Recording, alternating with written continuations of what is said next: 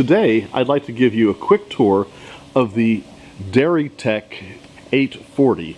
There is your in-feed mixer.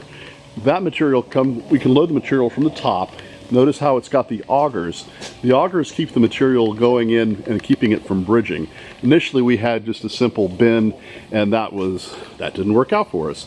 The in-feed, or the flow from the mixer, is regulated by this little door that goes up and down and then goes on to the conveyor belt. The conveyor belt goes on up into the up top here by the conveyor belt. There is a bin, and then there is another little auger that goes in that feeds the material into the machine. Really like the feature of the feeding of the composter up higher, so you get to use most of the materials, the space inside the machine. You'll see the white pipe. The white pipe is connected to this exhaust fan. The exhaust fan is a negative pressure that sucks all the steam and odor out. It's a really great way to regulate the odor.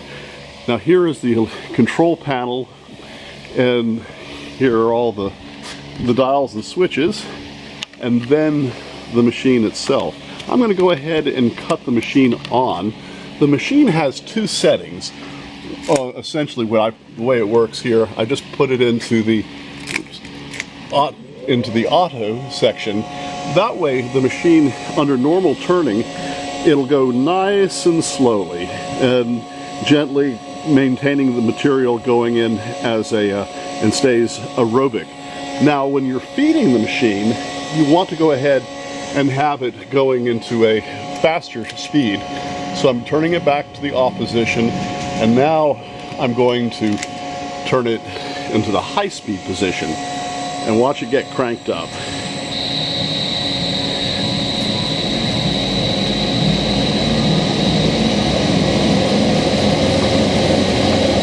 It goes fast, and that way the material gets level very quickly as it's feeding into the machine.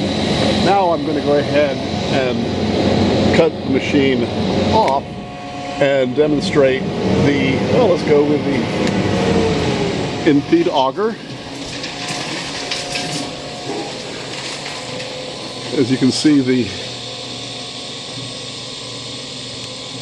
in-feed auger is feeding into the end spot, and then I'm also going to go to the exit conveyor belt. We'll walk on down to where it empties.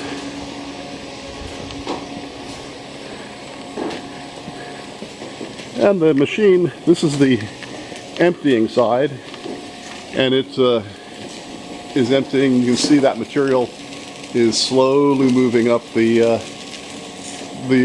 conveyor belt and will be deposited on top of my truck, which is some reason why we should go ahead and shut the machine back off. You can see it's got there another shot of the end of the motor. The motor's running good, and then back to the conveyor belt.